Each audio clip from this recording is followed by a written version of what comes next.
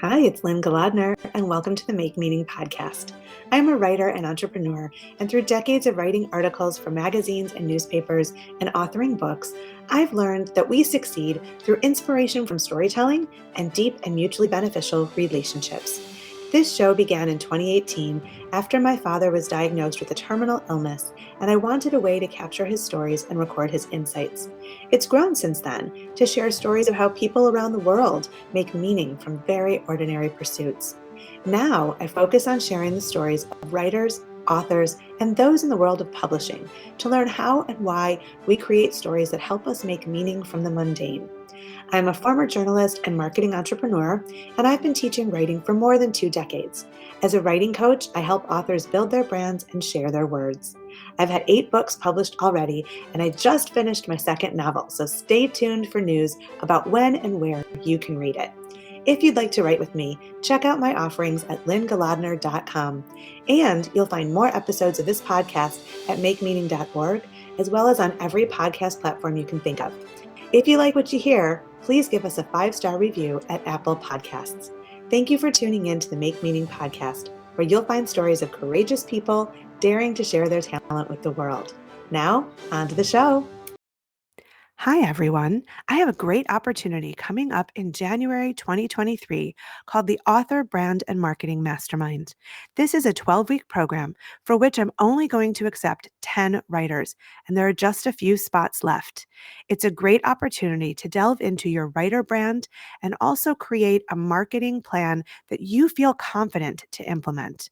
Today, we all know that writers, no matter whether they're published with a big publishing house or self-publishing or somewhere in the middle, have to help out with the marketing of their works. If you want to sell books, if you want to get your writing published, if you really want to build a name for yourself as a writer, this is the course for you. I am now accepting applications for registration, and you can learn more at lynnegalodner.com. Get your spot before it's sold out. As I prepared for my month-long writing sabbatical in the Scottish Highlands, I looked for writers' groups to meet up with during my stay. People kept mentioning Merryn Glover, as in, you must contact Merryn Glover if you'd like to meet writers in Scotland, and so I did. She invited me to the Storyland sessions at Loch Inch, a wonderful open mic event in the heart of the Cairngorm Mountains, and then we met for coffee and a chat. Merryn Glover is one of Scotland's treasures. She writes fiction, drama, poetry, and journalistic articles. Raised in South Asia, Merryn attended university in Australia and has called Scotland home for nearly 30 years. Her plays and short stories have been broadcast on BBC Radio 4 and Radio Scotland and widely anthologized. Her first novel, A House Called Askabal, is set in an Indian hill station, and her second novel, Of Stone and Sky, is set in the Badenoch region of the Cairngorms National Park, where she now lives. This book won Book of the Year at the Bookmark Book Festival and was longlisted for the Highland Book Prize. Merryn's upcoming book is The Hidden Fires, a Cairngorms journey with Nan Shepherd, in which she responds to Shepherd's The Living Mountain, possibly one of the best examples of nature writing and one of my favorite books. This will be published with Polygon Books in March 2023. Today, I am honored to welcome Merryn Glover to the Make Meaning podcast. Well, Merryn Glover, welcome to the Make Meaning podcast. Hi, Lynn. It's lovely to be with you here. I am really excited to chat with you again. So much of my stay in Scotland was made special because of you. And not only did I love meeting you and other writers and performers, but Of Stone and Sky was one of the first books I read while there, and the story was gripping and beautiful. Oh, I'm just so glad to hear that. It was really special to meet you and connect with you. And it was just great that a few people had pointed you to me and that we were able to have that time together. It was a great memory of my summer. Absolutely. Oh, I'm so honored. It was really very generous of you to spend time with me, and I'm so grateful. So I want you to know how much it impacted me, and I'm so grateful for our friendship now. Yeah, likewise. There were just lots of lovely connections as we spoke. So that was great to pick up with those again. Yeah, yeah. And I'm so excited to introduce you to my audience of listeners here on the podcast. We focus a lot about writers and their writing journey and their publishing. So let's begin there. Tell me a little bit about your writing journey, when you began and how your beautiful books took shape. Oh, well, thank you for the opportunity. Um, I think, like a lot of your listeners, I'm one of those people that was writing since I was a child, silly little poems about cats and that kind of thing. And I just always enjoyed it. And I loved English at school. And I love theatre and anything kind of creative and expressive. I always just really enjoyed. But I think partly because I've always loved and still love lots of different kinds of things, it's probably taken me a while to find the focus for my writing. And because I love theatre, that was part of what I did at university. So my first major piece of writing was actually a stage play. Oh. Um, and interestingly, that had come out of a large project I was doing, working with elderly people living with dementia, where Mm. I was capturing reminiscence and life story work with them.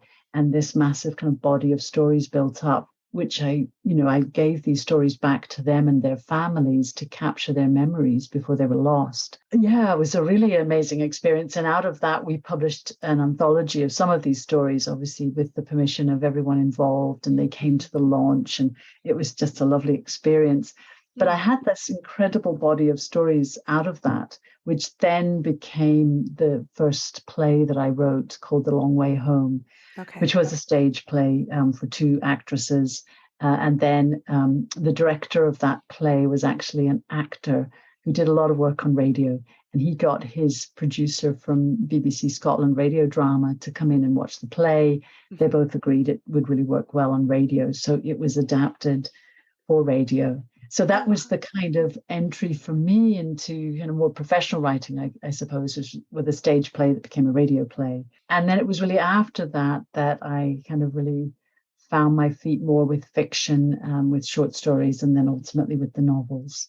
And I Okay. had a dalliance with journalism for a while as well, because I did one of these long distance courses, where they promise you'll get your fees back if you follow their advice. Uh-huh. And the course started with articles, so I dutifully did Mhm. them and sent them off for publication. And yeah, I did earn my fees back. But actually, part of that process, what was so helpful for me was the recognition I loved writing imaginatively. Ah, Now, I still do elements of journalism and yeah. nonfiction in my writing, but it was the imaginative work, whether that's in drama or prose or poetry, that really captivates me. So I never finished the course. I just took off Ah. and wrote some short stories. And you're still doing articles. I see your posts on social media when you have an article published.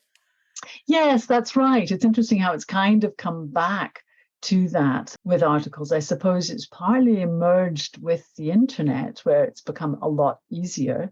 When Sure. I first did this particular course I was talking about, it was still in the days where you had to type up your article and send it off to the tutor, and then they would send back, their feedback. I'm that old. Like email existed at the time, but this course hadn't quite caught up yet.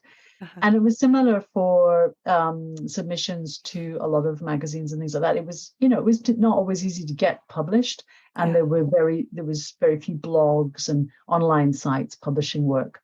But of course, it's changed so much now that so much is online, and it can be relatively easy to get your work out there, including your own blog, which I have had. I've had a couple of different blogs now, Mm. so that actually has perhaps helped to bring me back into the world of article writing, where some of the articles I write are for online places. Some of them are paid, some of them are not.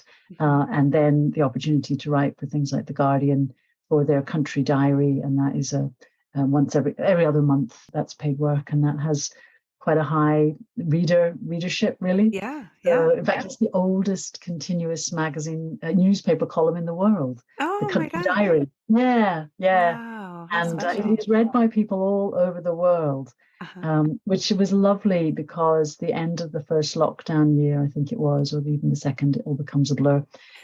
One of the comments under my piece, it had been a winter piece, one of the comments was, you country diarists have just helped my spirit to be Oh, outdoors, even when we've been locked down. oh, that's really So nice. it's been really a privilege to be able to write for that column that means a lot to people all around the world. Yeah. Yeah, it seems to me from reading a lot of your work that you get inspiration from culture and place. And I don't know if writing is sort of a way to make sense of it or to figure out more how you feel or where you fit in the landscape of people and places. Tell me a little bit about how you choose your subject matter. Yeah, sure. And yeah, you've discerned that very well. Um, Place and culture are hugely important in my writing. And I think a lot of that's to do with who I am and how I grew up. I'm an Australian by passport, but I was born in Kathmandu, the capital of Nepal. I grew up in Nepal and India and Pakistan till I was 18, went to university in Australia, on a round the world trip, met the love of my life, actually back in Kathmandu of all places, but he's a Yorkshireman, but he'd been living in Scotland since university. So as our relationship developed, then Scotland became home for me. Hmm. And in fact, it was 30 years ago that I came Wow. to Scotland the summer of 92 to visit with him. And we went, hill walking and exploring Scotland together, meeting his friends and his family and things like that. Hmm. But together we've been back to work in Nepal. I've been back to visit Nepal and India. Obviously, we go back to Australia regularly for family.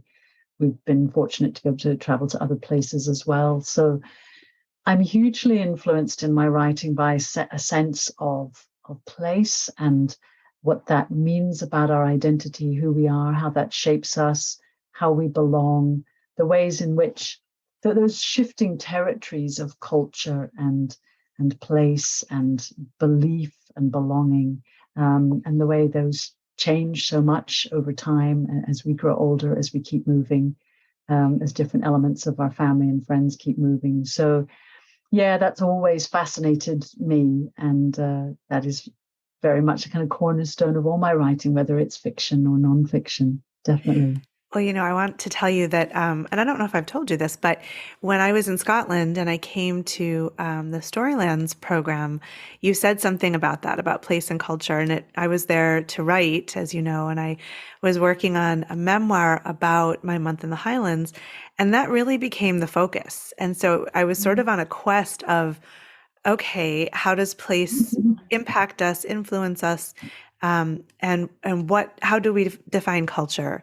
And then as an American, looking at that question and really wondering, well, what is my culture? Because we're such a mishmash of ancestry and culture. I mean, one could say you are too, but um, I love how you are very place-based. And so you can tell a story, in one very rich and detailed place, and the landscape becomes a character and becomes an influence. And Yeah. so you really sparked this exploration of, well, what is the culture of America? And I don't know that I have an answer, but it definitely sent me Mm. down a rabbit hole. So thank you for that. I appreciate it. Yeah. And it's so interesting too, because of the life I've lived, I've known a lot of Americans. Uh-huh. But like you, all the Americans I have known well are Americans that have traveled outside of America. Yeah, And that changes people. And absolutely. so a lot of the stereotypes about Americans don't apply to the ones that I know because they've had broader experience and broader vision. Now I have been to the US on a couple of occasions, so of course I Uh-huh. have met Americans that have never been out of the country. But yeah, you're right. It's an impossible thing to pin down, isn't it? And what Yeah. makes America in so many ways is all of the different influences over time, all of the different cultures that have come together and continue to shape one another. Yeah. And the same would be true definitely of white Australians, Yeah. the white Australian heritage that I have, and Scotland. That it's been a real coming together of lots of different cultures and influences over time. And some of my ancestral heritage is Scottish, Ah, so that's an interesting drawing of a circle to come back and absolutely. to discover more of those links. It's funny too, Yeah. and you said hill walking, which is a Scottish term that I really take umbrage with because I am quite a hiker, but quote unquote hill walking in Scotland is really arduous. It's very steep, and I'm like, what are you talking about hills? This is not mere walking. So we did actually a hike in the Cairngorms, my daughter, Oh, when she great. was there, and I can't remember which peak. I really wanted to summit the peak, and I love hiking, but I have a terrible fear of heights. And so Oh, I'm much better in forested hikes because I don't really see how high I am.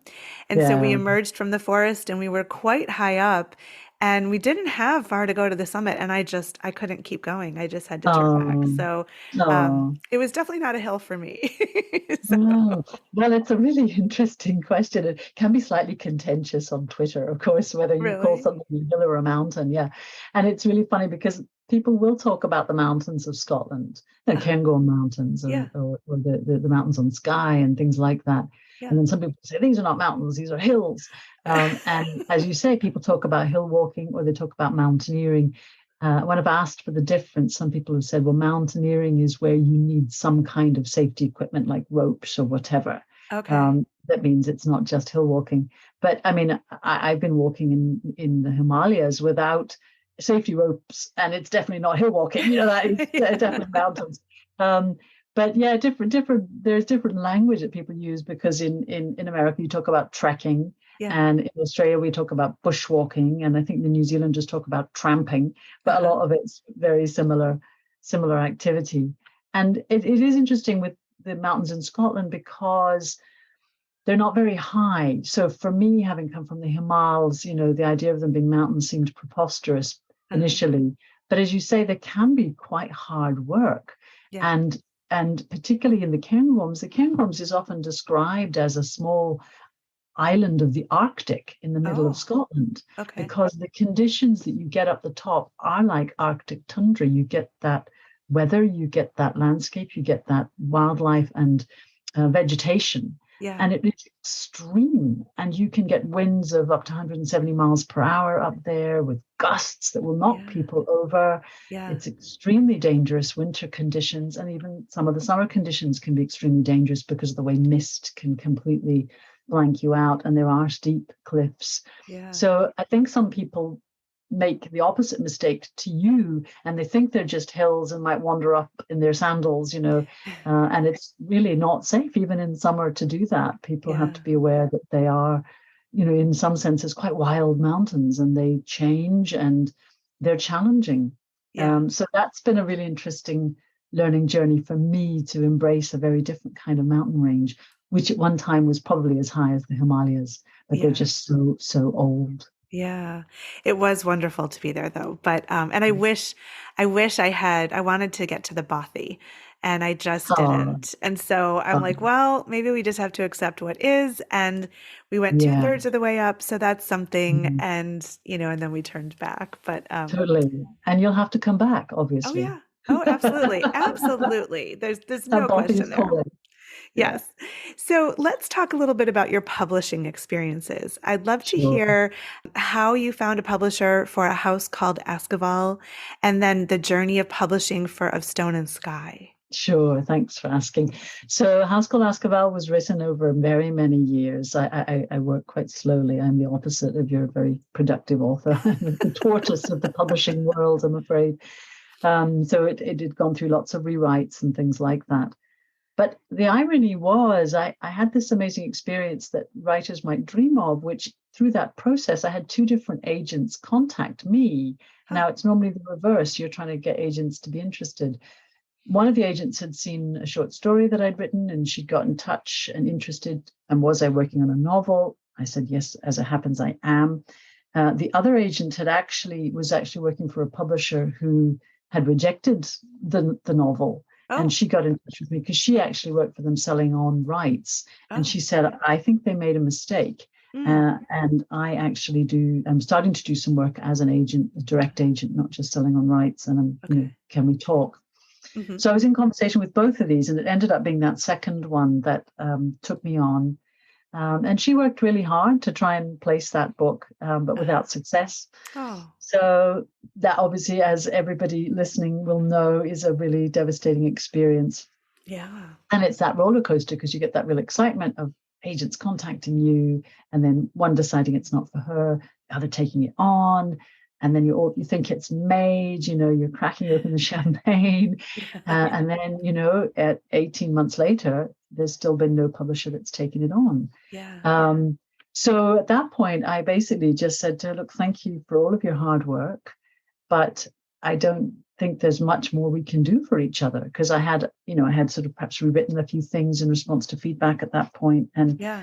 when we got the last rejection from a publisher that I thought might take it on, I just said, look, I think I just need to kind of take it back and rethink here. And, so she said, fine, but so she'd invested all that work and she'd not earned a penny from it. Yeah. That's Yeah. the deal with agents. And at that point, I really was at rock bottom.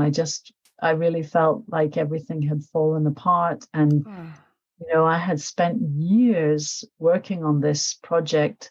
I'd poured so much into it. And there's that awful feeling that you've wasted everybody's time. Yeah. And I'm a qualified secondary school teacher. I could have been doing something useful and helpful for other people. I could have been earning something for my family. Yeah. And was I just completely deluded?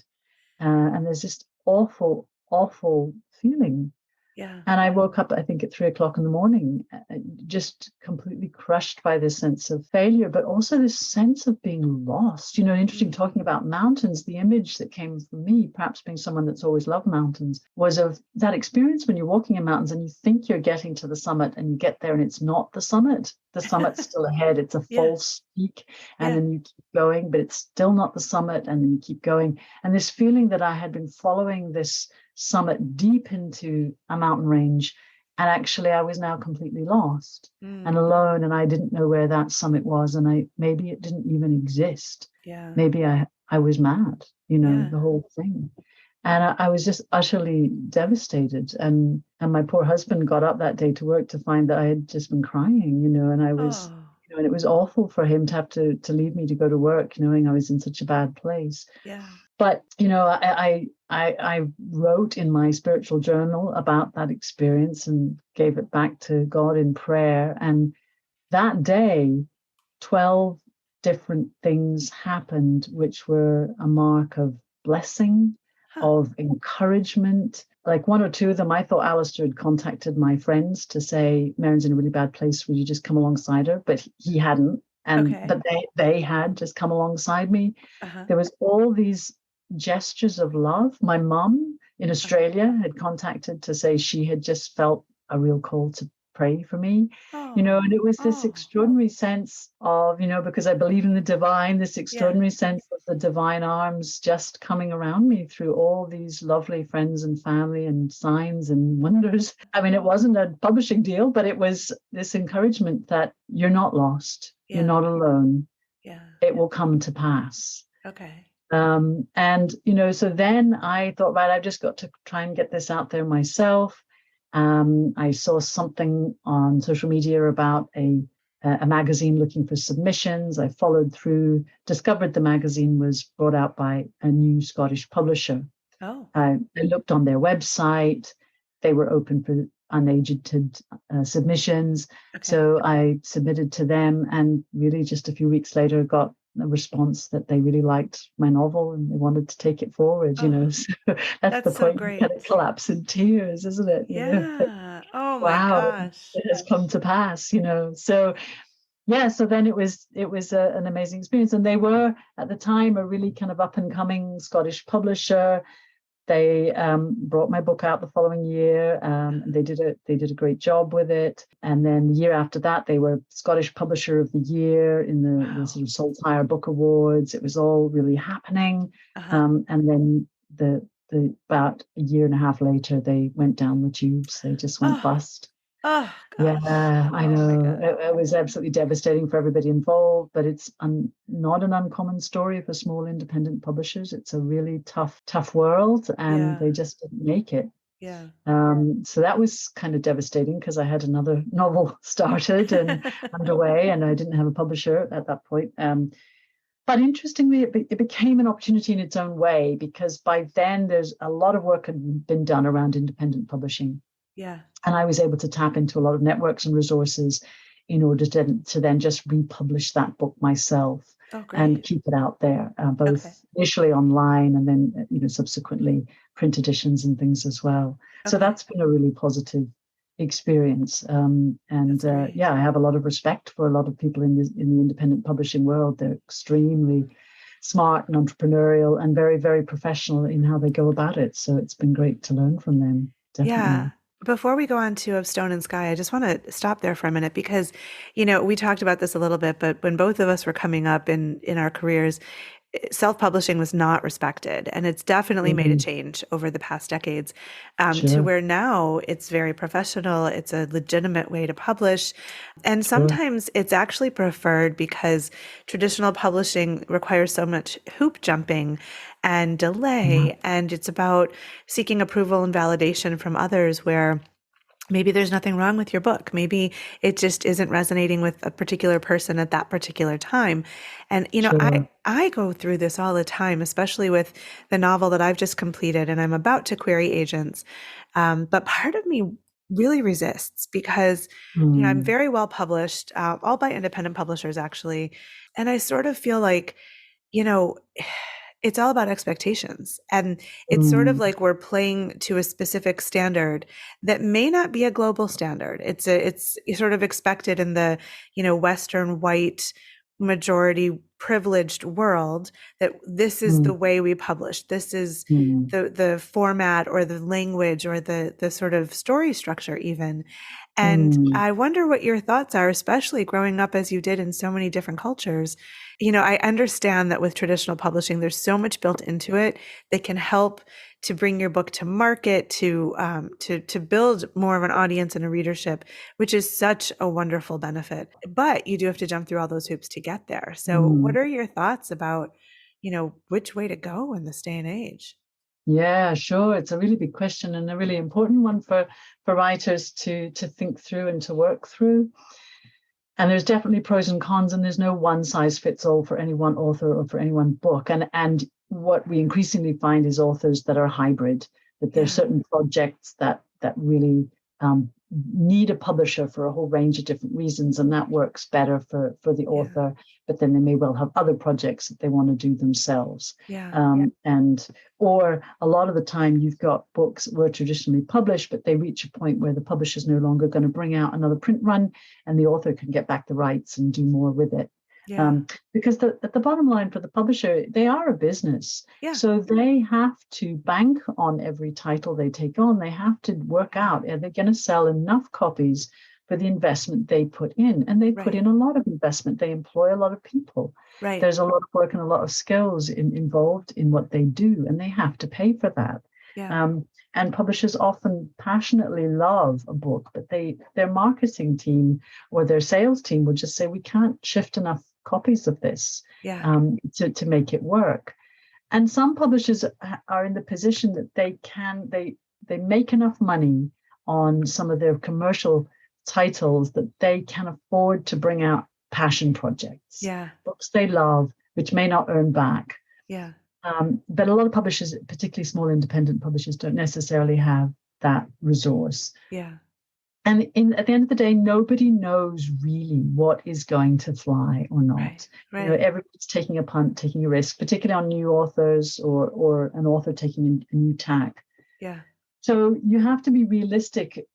And I know it's devastating when you're in the position of getting the rejections. I've been there. It is devastating because you're really wondering, is it me? Is it the book? Is it my writing? All kinds of things. And I needed to develop that book. It wasn't ready when I first sent it out. It would have been a mistake for me to try and self-publish that book when I thought it was finished. So for me, I'm glad I didn't take that route at the time. I needed for that book the kind of testing, the going through the fire of all those rejections, all those rewrites, and the work with a publisher and the publisher's editor to actually get it to the point that it was ready. So that is something to always bear in mind if you're considering self-publishing. And I think one thing you must never skimp on is editing. So make sure if you're going to self-publish, you still pay a professional editor who really pushes you hard, doesn't just tell you what you want to hear. Yeah. But I think the other thing that's changed a lot is the whole thing of personal platform online. So if authors have already got a really good, strong following online in whatever your chosen platforms are, then you may well have a ready-made audience. Mm-hmm. If your book is the kind of thing that your existing audience will love, then that gives you a leg up. Whereas I guess in the days when I first brought my book out, I think Facebook was around, but I probably wasn't that active on it or whatever. So, it was a lot harder to launch something yourself without all of the ways in which an author can independently build their platform now. Yeah. So that's another factor to bear in mind is your audience, your platform, and how you intend to reach them, because that's what a publisher is looking for. And publishers are often looking for the same thing in authors. Does this author have a platform that will help to sell the book? So there is the reality of how you're going to sell it, but I think deeper and more important to me, particularly because what I write is literary fiction. So for me, it's all about trying to write something that is meaningful, that is beautiful, that says not only things that I feel are important, but says them in the best possible way, and in language that is original and explores ideas in ways that are significant. So for me, then, it's really important that I take the time and that there is the professional input to craft that work as well as it can be.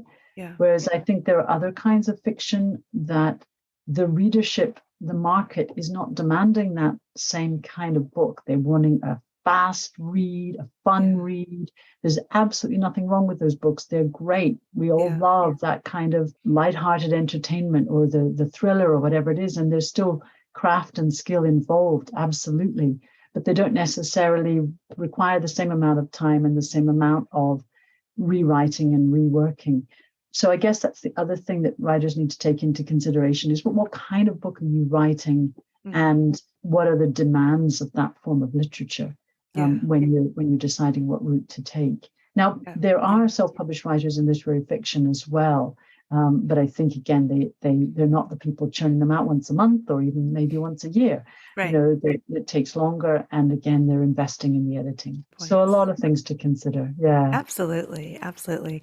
So, I have worked with the developmental editor on the novel, and she does push me. And so, which is great. But I'm trying the traditional route first just because I want to see if I can do it. So I'll keep you posted. And you may well find you get some useful feedback in that process as well. Yeah, absolutely. Yeah. Absolutely. Yeah. So, all the best with that journey, Lynn. Oh, thank you. Yeah. Fingers and toes crossed, hoping that it goes really well. So it can be hard. Yeah. Yes. So tell me then about the journey to publishing of Stone and Sky. Yeah, sure. So because my first publisher had gone bust, I didn't have anything lined up for that one. I was talking to a friend at Highland Lit. I think you got along to Highland Lit. I did. They were fantastic. Yeah. A lovely supportive community of people interested in writing and literature that meets in Inverness once a month. Yeah.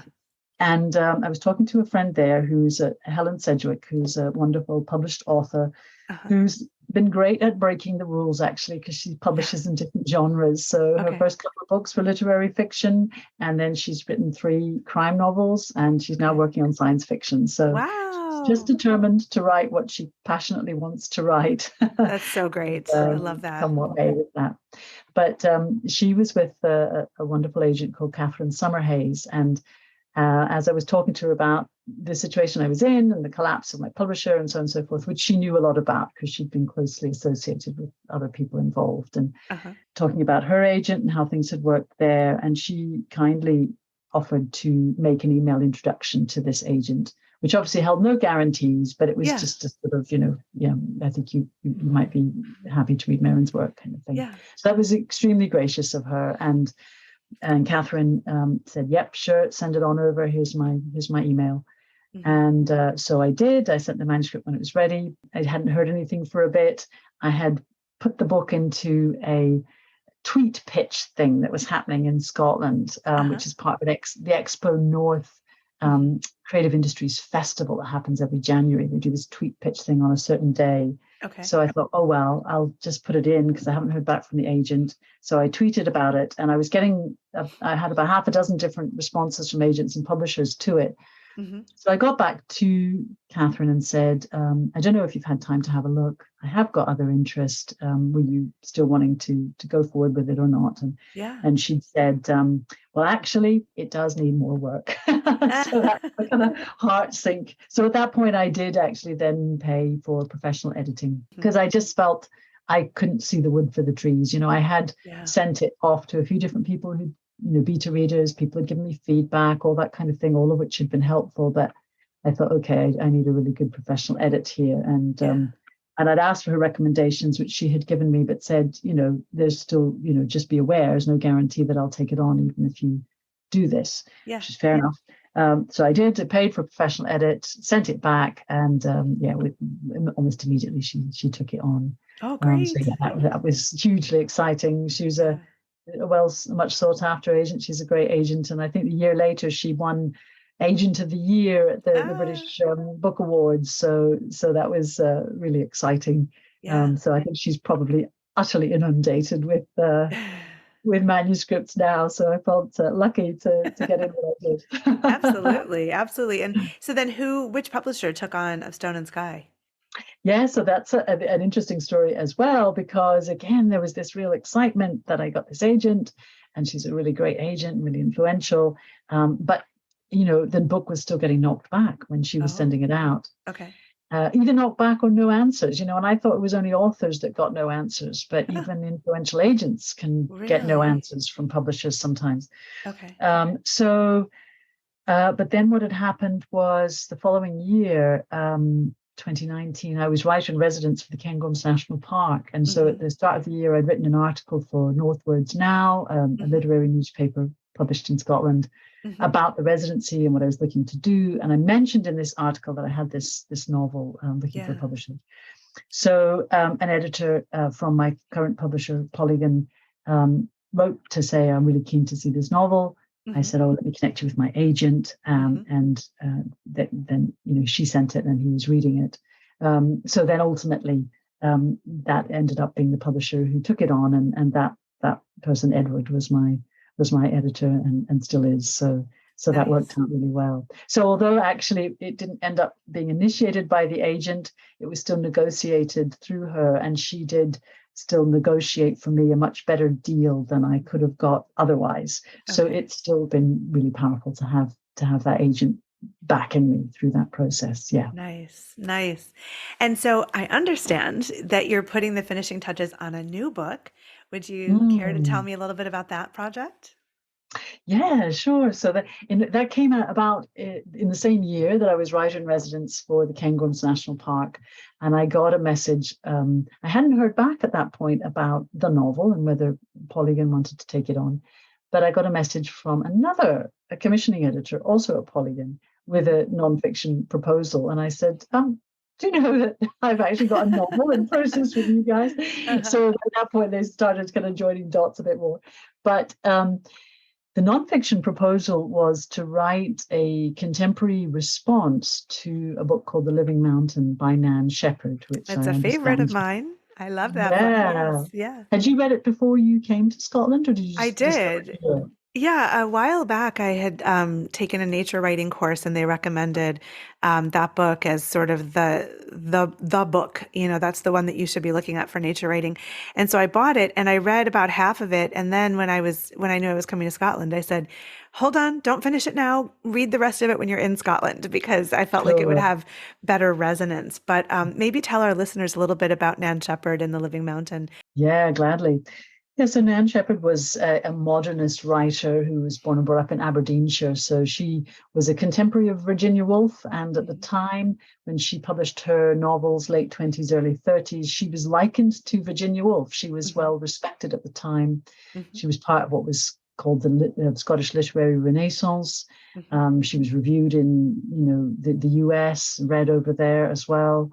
And then she published some poetry some years later, a collection of poetry called In the Cairngorms. And so quite a few of the poems are about the Cairngorms, but there's other subjects as well. And then for a long, long time, she didn't really publish anything else apart from the occasional essay in a journal somewhere. But in the latter years of the Second World War, she wrote about the Cairngorm Mountains. Now, she'd always loved hill walking, as they call it here. And she'd loved the Cairngorms since she was a young woman. And she wrote this book about them during the latter years of the Second World War. After the war, she sent one letter of query to one publisher. And when they declined to read the manuscript, she put it in a bottom drawer and left it for 30 years. Yeah. And then when she was interviewed by a journalist, and she was probably she might have been 80 or something at the time, I can't remember, but this journalist's article said, "Writer of genius gives up." That was the headline. And we don't know, but maybe that goaded her into thinking, I haven't given up. And but anyway, it was soon after that she got the manuscript out of the drawer. This was 1977. Decided, as she wrote in her foreword to it, all these 30 years later, that the account of her traffic with a mountain was as valid as it had been then. Yeah. She would just go ahead and she self-published it. I think a lot of people don't realize that now, because, as you say, it's such a celebrated book on nature writing. Yes. And in fact, it's been likened, it's been described as the best book on nature writing in Britain. It's been published in Britain. But she didn't bother at that point with more publishers and things like that. I mean, I think she was already 84 years old. Yeah. And I just wonder if she thought she didn't have the time, and she didn't care. She just wanted this book out there. Who knows? We don't know what her thinking was. Right. But so she paid for 3,000 copies through Aberdeen University Press, which at the time were just a press. They weren't a publisher. Yeah. She was hopeless at marketing. So I think she gave away quite a few copies, maybe sold a handful, but there were boxes and boxes of them left when she died 4 years later. So, and then it just gradually gathered ground. And obviously in the literature departments in Scottish universities and probably other universities, she was recognized for her writing. She would appear in literary anthologies. There were essays written about her and so forth.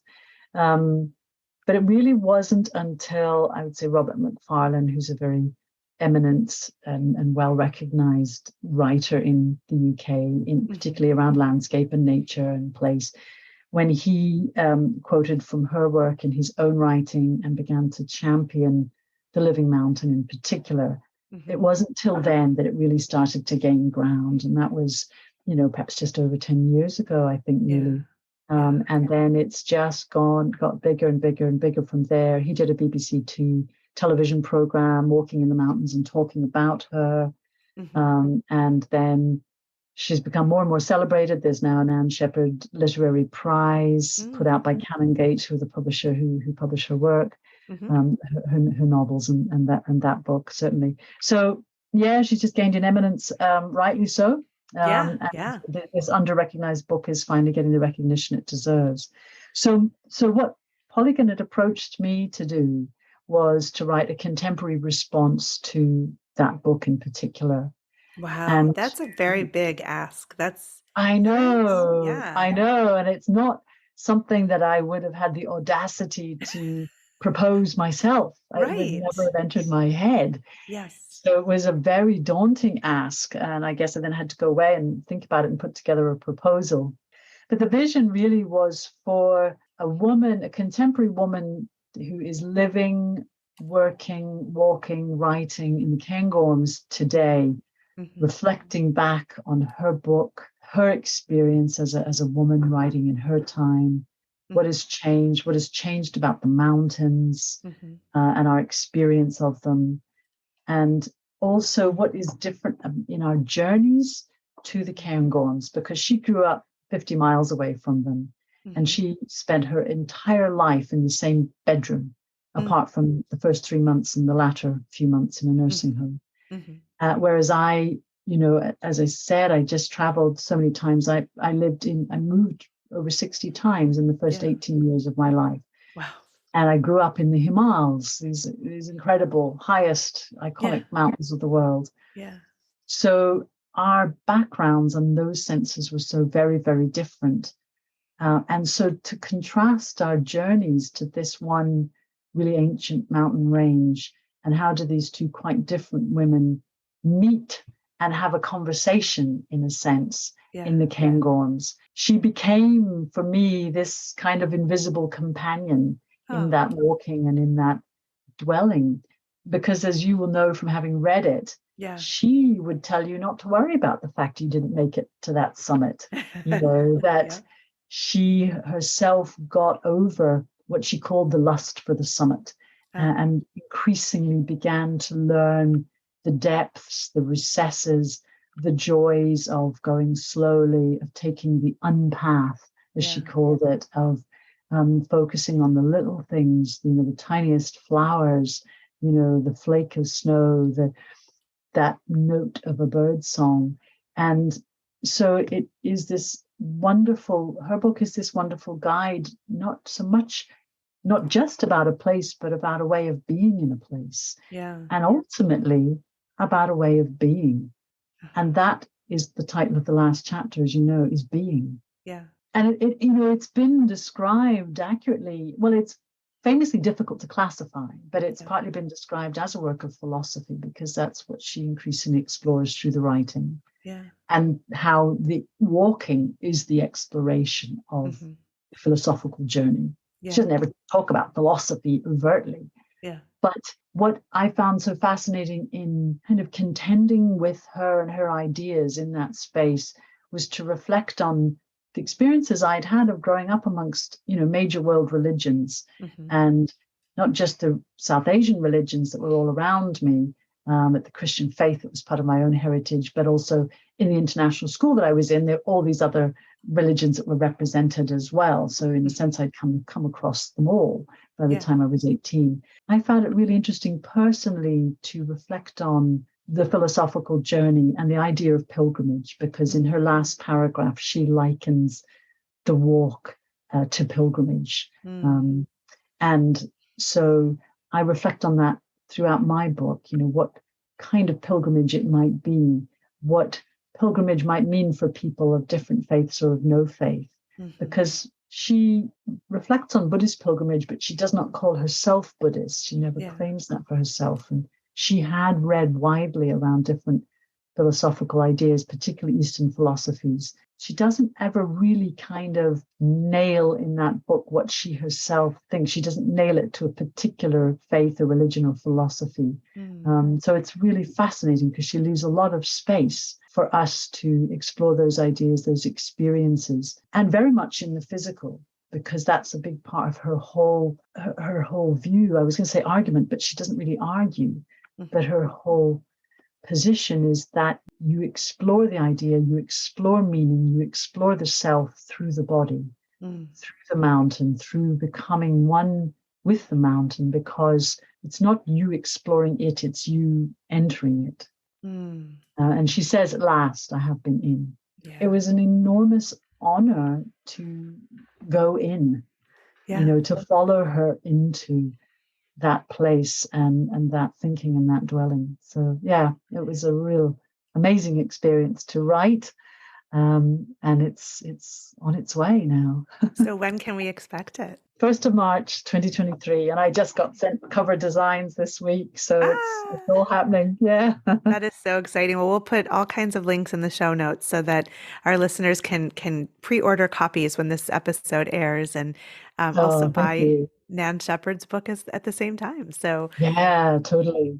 So, well, you know what? It's been so lovely chatting with you. And before we finish our conversation, I just wonder what advice you might offer aspiring writers who are listening. You've had such a varied career, and it seems to me, correct me if I'm wrong, that you're just sort of letting your writing evolve and take you to the next place. And it's not a predestined path. It's just sort of, this is the story I need to tell right now, and I'm going to immerse in it, and then I'll move on to the next story. So, what advice might you offer aspiring writers? Yeah, well, thank you. The thing that I have to acknowledge right away, and perhaps most important advice, is marry someone who can afford to pay the bills.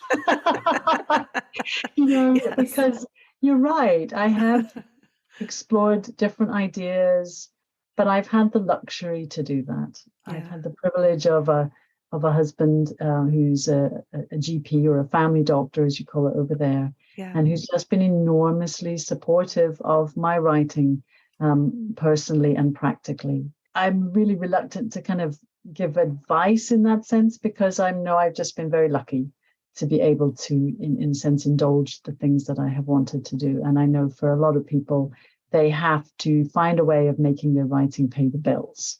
I think I might take issue with that because, Okay. I'm reflecting on what you said earlier about how you wrote the article in Northwoods Now, and you mentioned what you were going to be doing in the Cairngorms, and then somebody reached out to you, and that's how your Sure. novel was published. Now, I don't know if the Northwoods Now article was a paid article or not, but you did say in the beginning of Yes, the a little bit. interview, was it? Yeah. Okay.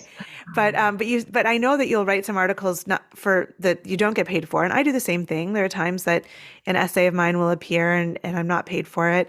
I obviously prefer to be paid for my writing. I think all writing should be paid for, but Yeah. instead of having that very closed perspective, being open the way you are has brought you incredible opportunities. And one could say, well, I'm not going to do this if I won't be paid, but then where would you be if you didn't do that? And so there are some incredible lessons in all that you've done and choices that you've made too. Yes, you're right. And I suppose it's art, and it's impossible to be calculated about it. It's impossible to sort of say, right, I'm going to write this book and it's going to earn this much money, it's going to sell these many copies, and so on and so forth. And I just think it's very difficult for anyone to approach a creative work in that way.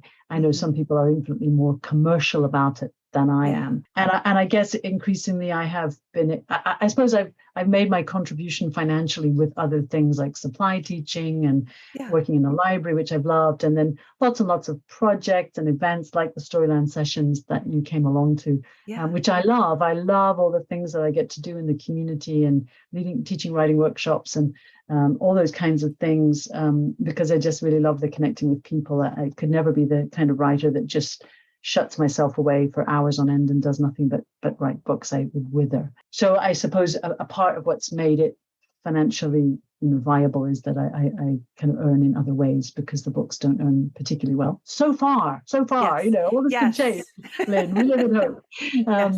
But in terms of advice, I suppose what has been important for me, and the lessons that I have needed to learn over and over again, is about not pinning hopes or a sense of self on external markers of success, because those just kept falling and crumbling around me. But I knew somehow I would not give up, because when I kept thinking, well, maybe I just shouldn't write anymore because I'm not getting published, or I'm not earning anything. And then I would think, but I can't not write. Yeah. I wouldn't stop. I write every day in some form or another. It was about coming to terms with what shape that writing would take. And I suppose the recognition that I would always write, but I always wanted a reader. I didn't. Some of my writing is just for myself. It's just personal, or it's prayer or whatever. But then there's always the writing that it wants to reach out. It wants to be found. It wants a listener or a reader. Yeah. So for me, the focus has become increasingly, rather than looking at those external markers of success, to focus the creativity on the things that matter, which for me are the going deeper, the exploring your humanity, the search for meaning and connection, reaching out the far reaches of your imagination and your ideas, and ultimately the joy of making art and sharing that with others, just as I enjoy receiving the art that others extend to me, and it becomes a mutual art making, So for me, it's being anchored time and again, coming back on center, coming back to what really matters, which is what we're here for as people, to bring beauty, to bring life, to bring joy, to live in love. And that's the heart of my creativity.